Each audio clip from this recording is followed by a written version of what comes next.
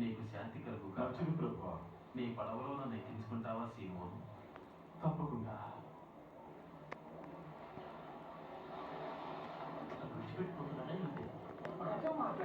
మాతో మాట్లాడండి. యేసు మాతో మాట్లాడు.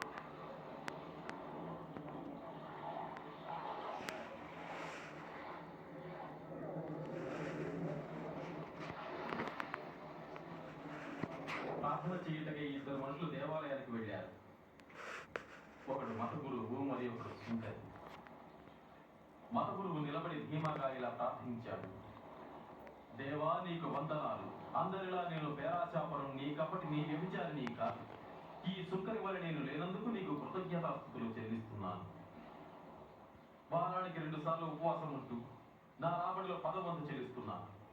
కానీ సుంకరి దూరంగా నిలబడి ఆకాశం వైపు కరుణెత్తే ధైర్యం కూడా లేక తన రొమ్ములు కొట్టుకొనుచు, దేవా, పాపినే నన్ను కరుణించు అన్నాడు. ఇంటికి వెళుతూ వీరిరువురిలో ఎవరు దేవునితో సరైన సంబంధం కలిగి వెళ్ళారు? మత గురువా? కాదు, సుంకరి. తనను తాను హెచ్చించుకునే ప్రతివాడు తగ్గించబడతాడు, తగ్గించుకునే ప్రతివాడు హెచ్చింపబడతాడు.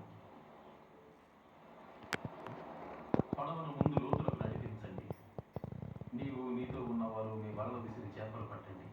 ఓ బోధక, మేము రాత్రంతా ఎంతో ప్రయాసపడ్డాం, ఏమీ దొరకలేదు. అయినను నీ మాట చొప్పున మేము ఇప్పుడు వరలు వేస్తాం. అరే యాకోబు, యాకోబు రండి.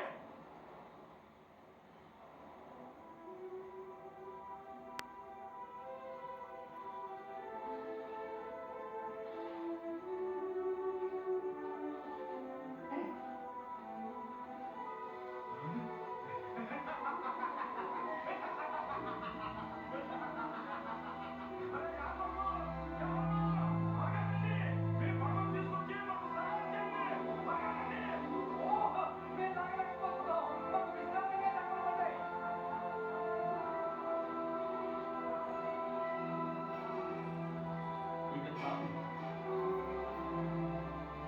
ఇక చాలు.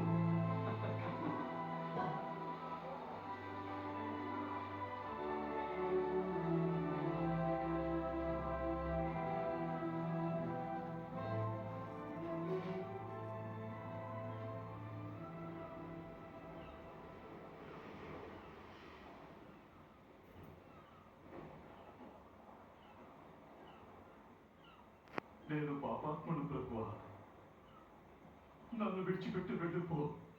భయపడకుండా ఇక నీవు మనుషులను పట్టేవాడవుతావు.